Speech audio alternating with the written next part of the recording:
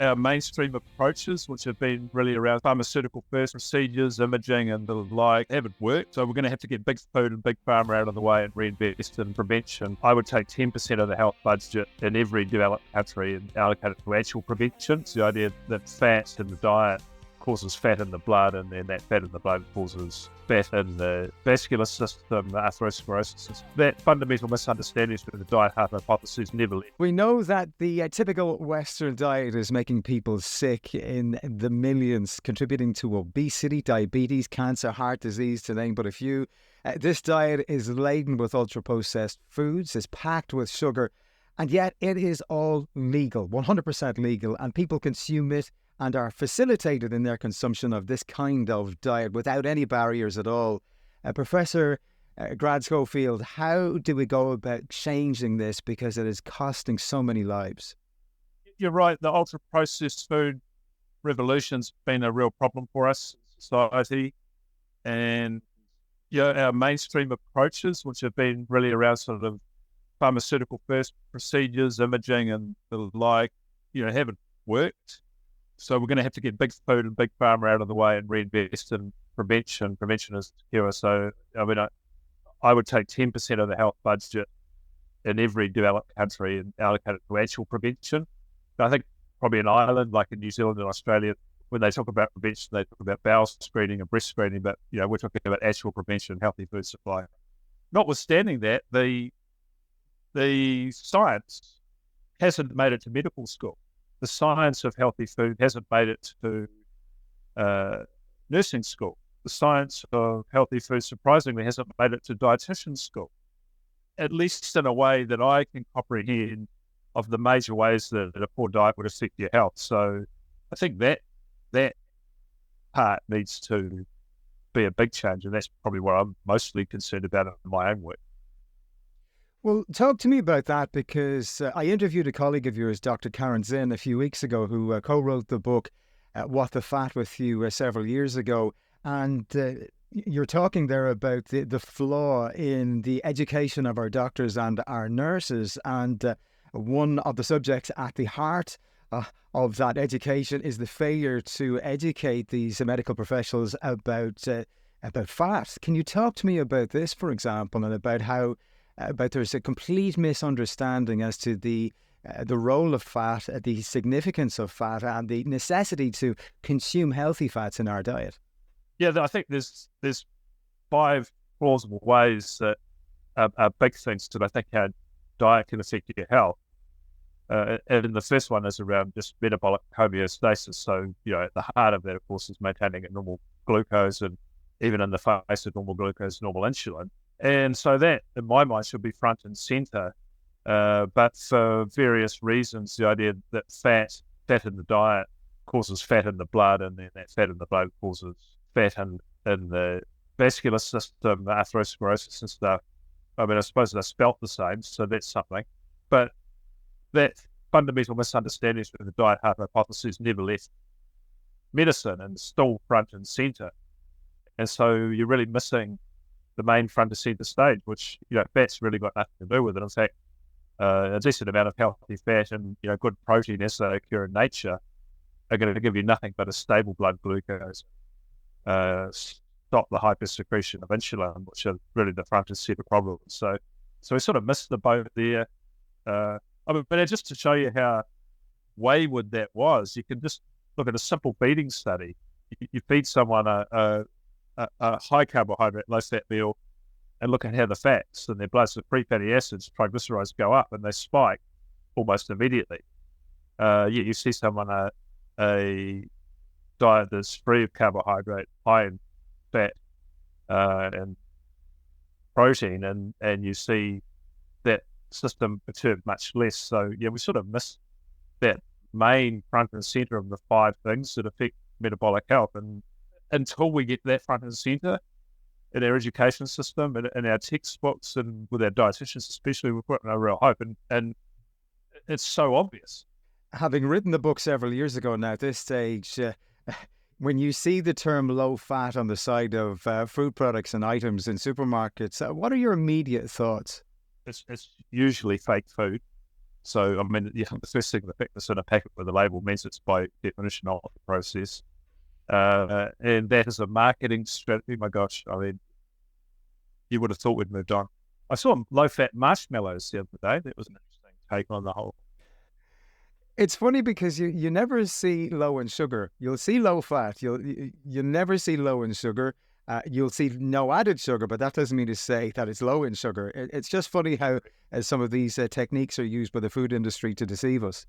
And it's not going to stop.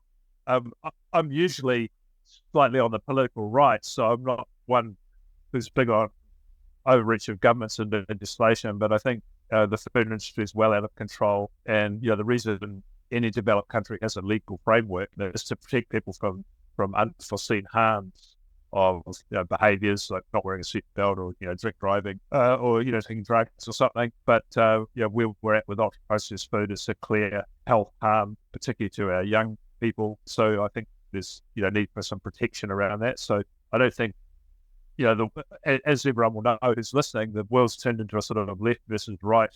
And you're sitting on one side or the other when you start to talk about legislating against food companies, and that need to become a political argument. It can just become a centrist one based on evidence. At a time when we look at those sort of chronic disease rates, the morbidity, the loss of healthy life years, but even things like the alarming change in mental health, and particularly our young people, which I assume is the same in Ireland, then you go, well, we're the adults in society, maybe we should be doing something about this. And so I feel pretty strongly that we need actual intervention with the food industry here.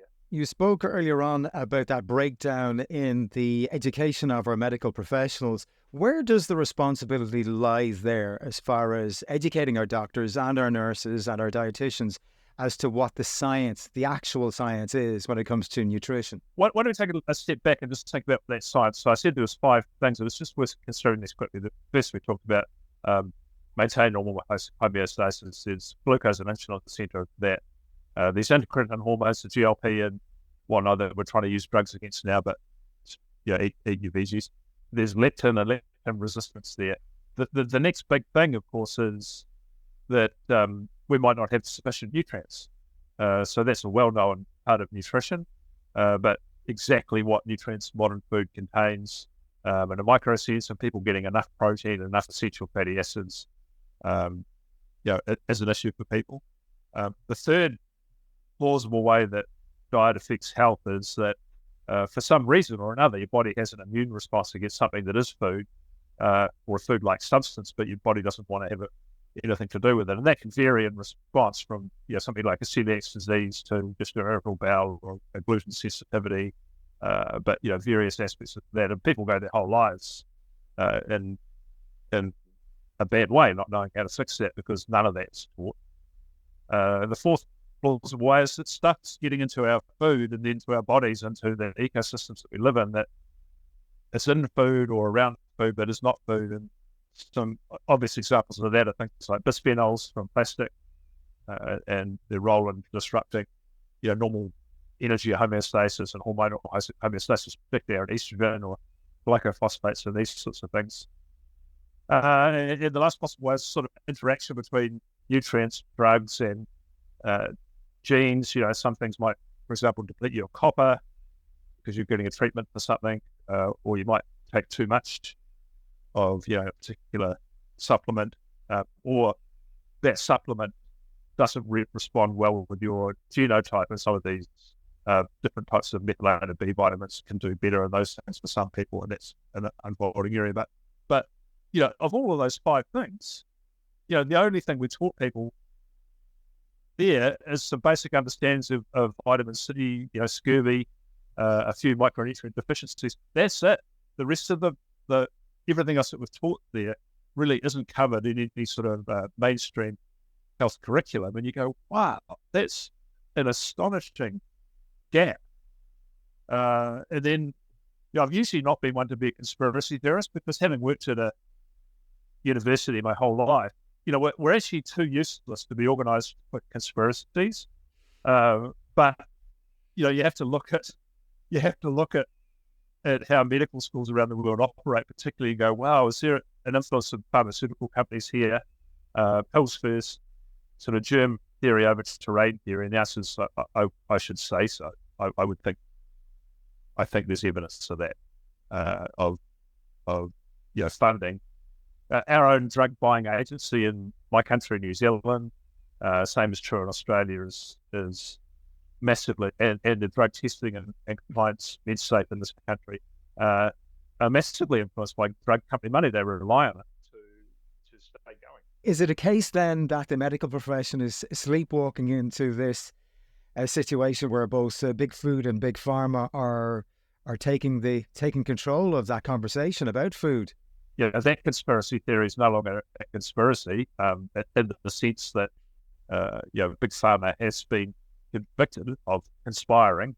There's a US lawsuits against the biggies, pharma, Pfizer, Bayer, GSK, these sorts of companies. And I think over the last 5 years there was just about $3 billion in fines issued for conspiring to ruin people's health. So, or deliberately misleading. So those aren't conspiracy theories. There is actual conspiracy, and how far that reaches into editorial boards, doctors' pockets, and stuff still not fully known. But this isn't painted open side as well. The BMJ's been publishing for years the sort of problems about big pharma and journal editorial boards. Especially some of the big ones like the Journal of the American College of Cardiology. Is you can expect $500,000 US in fees for sitting on the board. Now, I've been on journal boards; it's not that hard. So it's obviously a ridiculous situation. Big food doesn't have quite as much money, but the sort of willful damage and lack of public health control in that sense, it seems a bit ludicrous. So what should the audience do in that case then? Because in this particular space, there are so many competing interests, and there's so much information flying, a lot of misinformation, disinformation. There's so much noise as well. I mean, I try to use this podcast to reach out to experts like you, such that we can hear the benefit of your experience and your knowledge, and then maybe we can glean some of that knowledge and experience, and then make informed decisions about how we get our access to our food and how we get that all-important nutrition. So is the onus then on the audience and men and women out there to inform themselves? Because they're not going to get the right information from what would traditionally be the reputable sources, or are deemed to be the reputable sources as such. I think it is important that the educated audience, just the early adopters, which will be run out there listening to this right now, I hugely encourage you to take an active role in this sort of revolution that's needed. Obviously, that starts with yourself, but the mere fact of listening to that, doing that stuff means you're already there. But how many can you bring with you, and then how many can those people bring with them? Because the only change that's going to make a change here is going to be bottom up. I used to actually think for ages, and I actually took a role in the New Zealand government for a while as a chief health advisor, and I thought we could, flip the food pyramid and do all that sort of stuff. I found that you couldn't, at least I couldn't. But I also found that even if you did those sort of experiments, even if I did, what would that do over the next 5-10 years? Well, maybe a little bit, but actually the change always has been and always should be from the bottom up. So the way we buy, the way we interact and question medicine, the way we say no to procedure first, the way we vote, and most countries are still a social democracy. And while we think our vote doesn't count, writing to MPs and our members of cabinet and prime ministers and stuff, most social democracies, you can actually do that. And you might think, well, that doesn't count. And by itself, it might not. But 10,000, 20,000, 100,000 of those letters do that. So wherever you are around the world, get radically participating in social democracy if you're interested in health. And really, something is your health. If you're a parent or a grandparent, then this is pretty serious stuff. But so at my age, which is 55, I still had a childhood where it was mostly whole food. there was such a thing as free-range kids, and there wasn't this sort of perverse overreach of the medical system. Yet almost everyone in my generation is still metabolically ill. So what's the next few generations going to be like as they come into middle, then older age? I've recorded over 400 episodes of this particular podcast, and even at this point in time, after all of the interviews and all the books that I've read, I'm still being finding myself astounded by some of the information that I get from these experts like yourself. Yesterday, I spoke with Dr. Joan Ifland, who is a specialist in dealing with people who are addicted to processed foods, and she was telling me how processed foods change people's brains physiologically. It also changes their behavior, their hormones, their moods. It's quite astonishing the negative impacts, the wholesale negative impacts that processed foods have on people. I think people would really be horrified if they knew the detail.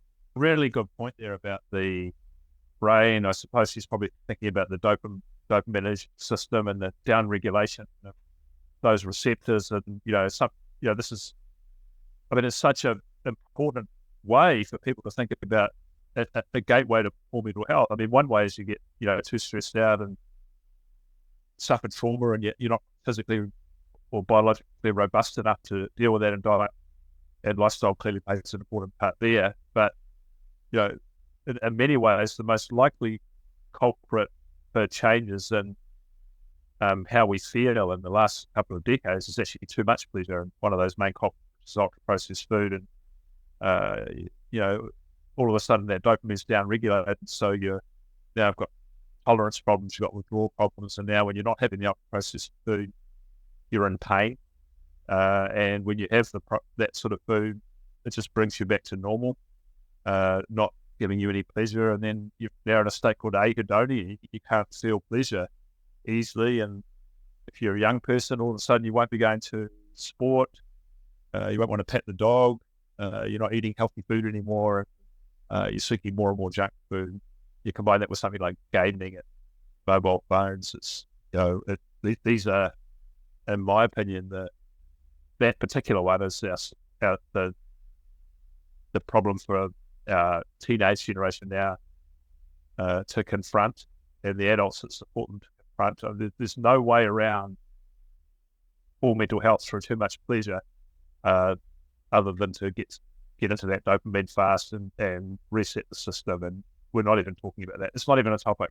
You mentioned growing up at a time when you enjoyed or were able to enjoy whole foods. Could I ask you, for 2024, what in your view is the optimum human diet as far as the macronutrient breakdown is concerned? I know you're very much for a low carbohydrate approach, but could you talk me through the various macronutrients? Yeah, so let's start with protein. And I think I've revised, and I think the scientists should revise their opinion on protein. I used to say, moderate protein in fat society.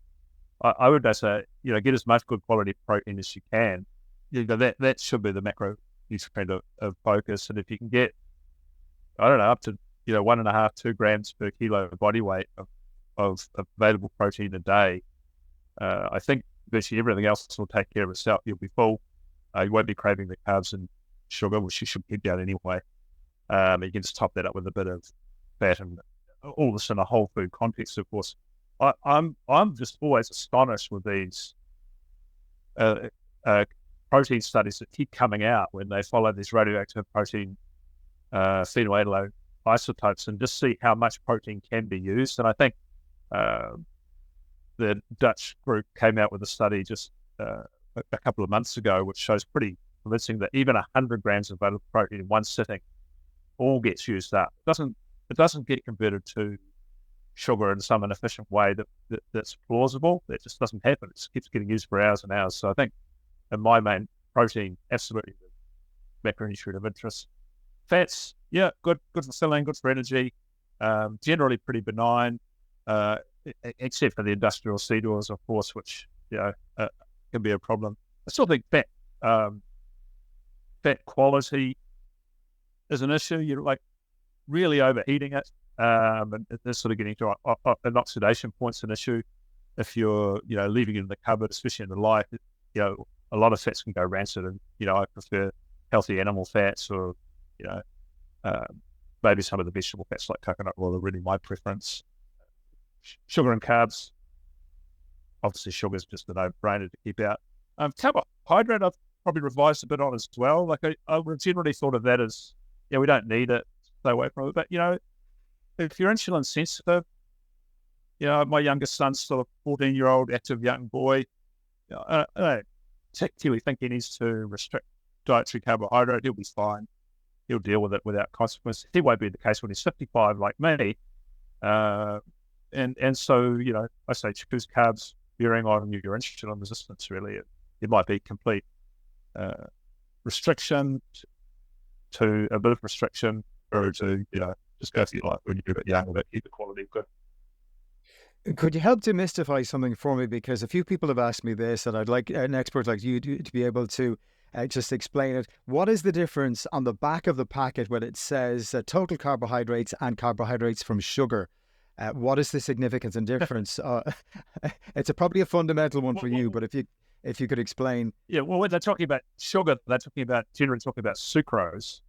And so sucrose is a molecule that never makes it into the blood as sucrose. Sucrose is broken down in the gut into half glucose, half fructose. And the fructose will go straight to your liver.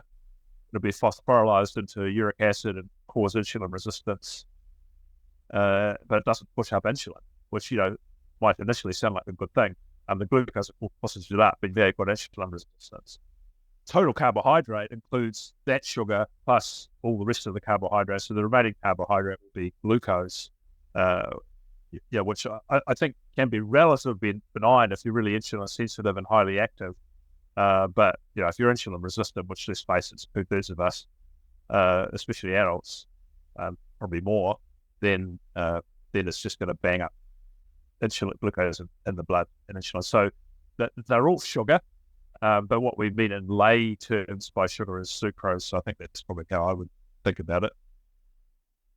Where do you sit in respect of the fiber debate? Because I've asked various people and I get different answers each time. Some say that fiber is good, we should ingest fiber.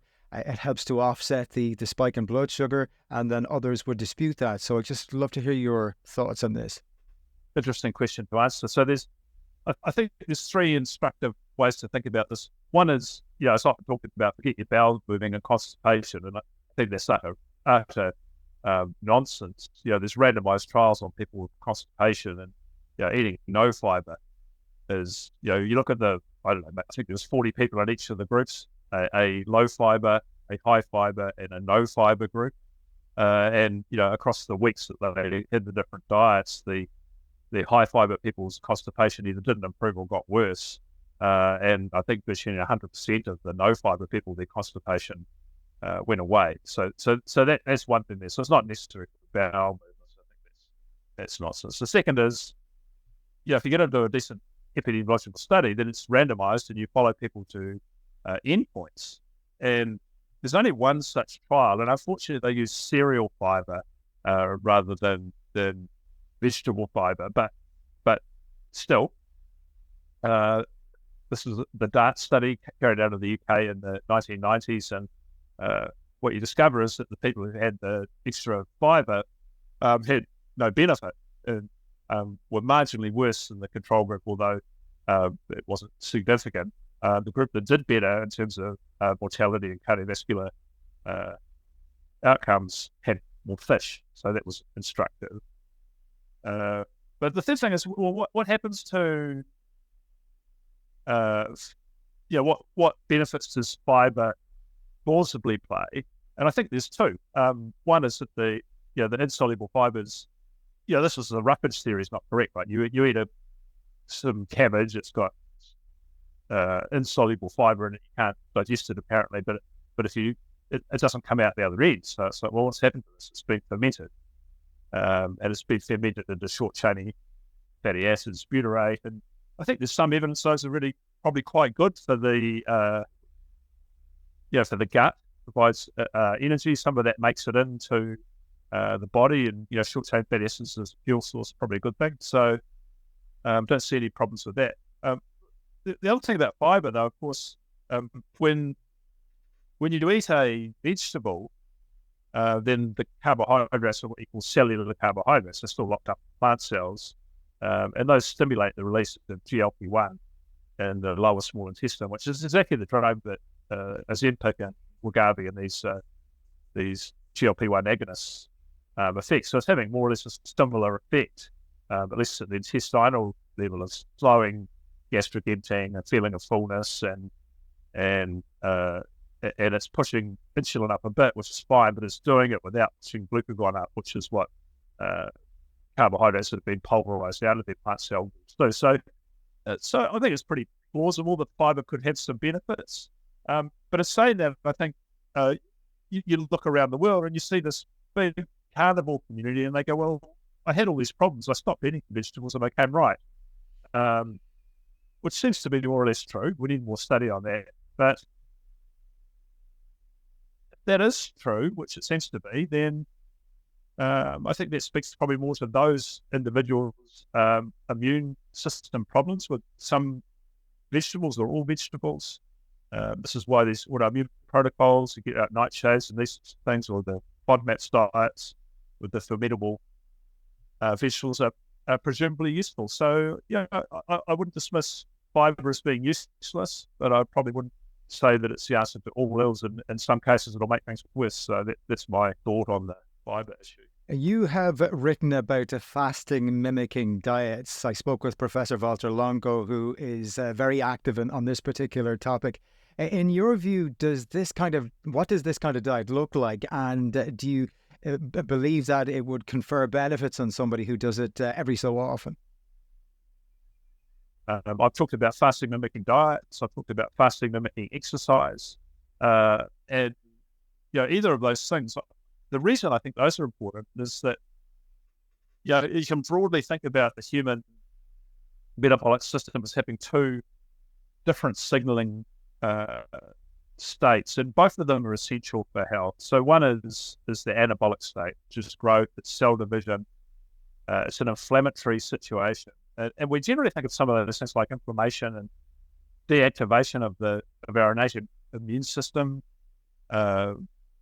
support through making our own antioxidants. That's all turned off in that situation, but acutely it's necessary and helpful sometimes. But the argument is that almost all modern humans, you go into the local shopping mall or food hall and you start testing them, they're in a constant anabolic state because insulin and glucose are the stimulating signals for that system. So what's the opposite of that system? The opposite of anabolic is catabolic, and that is only ever stimulated by the presence of ketones in the blood. Well, how do you get ketones? Well, you're going to have either actual fasting, a reasonable amount of time-restricted feeding, or a fasting mimicking diet, which is a ketogenic diet, really concentrating on the carbohydrates down. Or you combine any or all of those things, probably with some easy zone 2 exercise, which I call fasting mimicking exercise. And then you're getting there.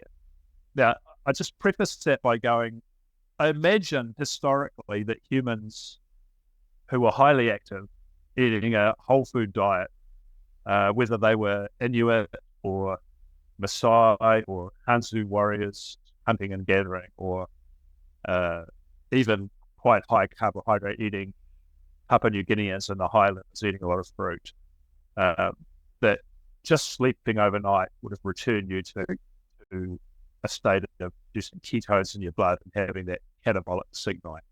So, but most of us probably need a little bit more effort to get into that fasting mimicking or actual fasting state. So I'm for fasting, or for some sort of fasting or time restricted feeding, or combining that with a lower carbohydrate diet, or combining that, all three of those, with some easy zone 2 exercise of a reasonable duration.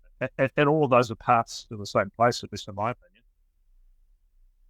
Would that very protocol that you've just gone through there, would that help to address an awful lot of the people who are suffering with pre-diabetes or indeed type 2 diabetes all across the world? Because I believe there's something like 500 million people are afflicted by diabetes. So would that protocol help, do you think? Yeah, I reckon there's way more than that, by the way. And I think part of the problem is that to get actual diabetes diagnosis, then you're meeting some arbitrary blood glucose level or HbA1c level.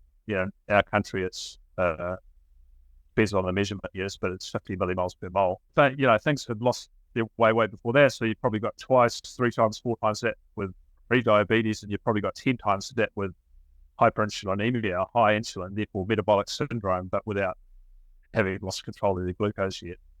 I think for all those groups, you're right. Just getting back in that state helps. I have been thinking a lot about the ones that it doesn't help. That's the conversation I've been having with Professor Karen Zinn and Dr. Catherine Cross, who's another academic at my place, over the last couple of weeks around. You fast someone who's a type 2 diabetic, and sometimes it resolves their blood glucose and normalizes their insulin pretty quickly. Sometimes you do that with a similar looking person, and you texting them or talking to them, and they're like, well, Professor, I've been fasting for 3 days and my blood glucose is still 17 millimoles. And you're like, wow, that's unusual. You haven't eaten anything, so how's that possible? And I think the answer to that is, for some people, even fasting doesn't sort this out. You've got glucagon that's dysregulated as well, so you're getting high insulin, but you're also stimulating blood glucose release from the liver due to this glucagon being released from the pancreas alpha cells. So that's the only group that I still don't quite know what to do with so far as fasting and metabolic therapies. But certainly, if it's just long enough, you'll probably become right, but that can get pretty brutal. How much would you subscribe to the notion that mitochondrial dysfunction is a major cause of metabolic dysfunction across the world? Well, it's all tied up in that previous conversation as well, right? Because that anabolic process causes mitochondrial deficiency, so you get more mitochondria, which is a good thing. But if you don't, at some point, get catabolic, where you can get mitophagy, tidying up the old ones, and recycling them, and mitochondrial fusion, where you're getting better mitochondrial density, then you're never going to have a good functioning energy system. I'm always just, I don't know about you, but when you start to figure out what the hell's going on with this mitochondria, because I remember this from the what was called the fifth form in my day, but a 15-year-old boy in a high school studying the cell diagram. And everyone's familiar with that, I hope. Maybe they're not now. And there'll be a couple of mitochondria in the cell diagram, and it's so misleading, because you can expect between 1,000 and 2,000 of these things. And in many cells, like neurons, they spontaneously move as a collective to different parts of the cell where they're required for energy. If you think about the electron transport chain that's going on inside those cells, oh my goodness, there's, it's moving electrons from ADP to ATP, and it's happening, for you and me now, like billions of times in a minute, and trillions of times in an hour. The what's going on biologically is an astonishing thing. So you want it well tuned. When it's not functioning well, no wonder there's problems. I just want to answer this because I've got the chance, and you probably won't ask me, but and you might not be interested, but I'm going to do it. I've got so interested in the fact that infrared light penetrates into the body, including the brain, into the cells, and then into the mitochondria, and is another additional way of moving electrons in the mitochondria. I don't know, I'm no physicist, but that's cool. Well, it's funny you should say that, because I actually did an episode only last week on the use of infrared technologies to help people. And so I can send you the link for that. I spoke with I'll listen to that. It's fascinating, isn't it? It's a cool thing. Oh, it really is. It really is. I mean, some people think that it's out there, but no. I mean, there's an awful lot of research is being done on that area now. But as I said, I'll send you the link. It was a fascinating conversation. Yeah. Just on the subject of mitochondrial dysfunction again, and metabolic dysfunction, Would you agree with Professor Thomas Seyfried, who has been very vocal about his thoughts in relation to mitochondrial dysfunction being the major reason for cancer globally, as opposed to cancer being genetic in origin? He's an interesting character, and it's a good theory, and people will be familiar with the whole Warburg effect idea that Siegfried proposes, and I think I by and large agree with that. For some reason, an enzyme on mitochondrial cristae, hexokinase, mutates in hexokinase 2, and now you've only got one energy pathway, aerobic glycolysis, available. It's inefficient, and you've got lactate being produced hand over fist. And I think it's not as plausible. It's a real thing because most cancers, not all cancers, but most cancers show that effect. That's people are used to drinking glucose and seeing the PET scan line up. That's the thing, and that indicates that effect. I'd say though that there's other plausible ways you can get cancer that aren't metabolic function that somehow also sometimes seem to rule it's not a metabolic function, and it might be smoking and damage by tar and other poisons to the lungs cells that does seem to cause some sort of mutation. That's a plausible mechanism also in sunburn melanoma, but there may be other mechanisms that get that as well. Simply because melanomas sometimes appear in places that don't even get the sun. So, how does that work? So I think there are other mechanisms, but you're checking some of the known risk factors like high glucose and hyperinsulinemia, which sort of stoke that fire, and that probably explains it. I mean, my hypothesis to support Siegfried, which I'd love to see, is how you can even tell the benefits of fasting and getting catabolic, for example, is shutting down potential cancer cells. But I don't think our science is that advanced. I don't know, all the other doctors and professors out there, and all the intelligent lay people who know a lot about cancer, you'll be familiar with the idea around cancer research, and then when it starts to deviate into cancer biochemistry. I think I generally know my stuff around most things in science and physiology, but that just goes to another level almost immediately. When you're trying to teach one of your kids about mathematics and you look it up in Wikipedia, and all of a sudden it's into formula that you have no chance of understanding. Cancer biology feels like that to me. So any conversation around metabolic health and our ill health and obesity, diabetes, all of those things must include the topic of exercise. Now, I know that you're a former professional triathlete, having competed at the World Triathlon Championships in Kona, which, as a triathlete myself, an amateur triathlete, is something I very, very much admire. So kudos to you. Could you talk to me about the importance of not just exercise, but movement, especially given the diets that people seem to engage in today? Yeah, I've been studying exercise much longer than I've been studying nutrition, so that's probably going on 30 years now for that side of things, and 15 for the nutrition side of things. But I would say, I think I did a national radio interview a while back, and all of the stuff around exercise is about heart health. It's all about healthy heart, pumping blood. And they said, what do you think the major reason that physical activity is so useful for? And I said, I think it makes you more insulin sensitive. But I think that's a profound thing, because in the context of a diet that's middling to bad, then being insulin sensitive is critically important. But besides anything else, I mean, I think humans evolved in an unstable outdoor environment and more or less constant motion, but then interspersed with periods of feast and rest. And if you ignore that legacy, if you ignore the legacy that we've got a huge brain, and the metabolic consequence and behavioral consequences of such a large brain are that you're going to need to be able to probably chase down large furry animals in a hot African savanna over a long period of time using persistence hunting type method of wearing these animals out through your advantage of sweating. Then this idea of running and walking and moving for hours in a day is something that's deeply ingrained in the human genome. And so think when you start to deviate from that, then you're probably not going to be functioning well in any system in the body. And I don't think we fully understand exactly how all that works. And because of the multiple feedback systems of insulin and glucose particularly, they work both ways to, the worse diet you eat, the less you probably move.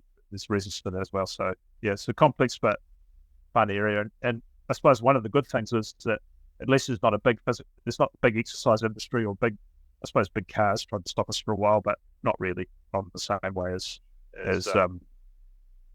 food pharmacy has. Well, let me give the title of your book again. It's called What the Fat. I'll pop a link to that in the show notes of this episode. But for the moment, Professor Grant Schofield, thank you so much for joining me on the podcast today. I really enjoyed talking with you.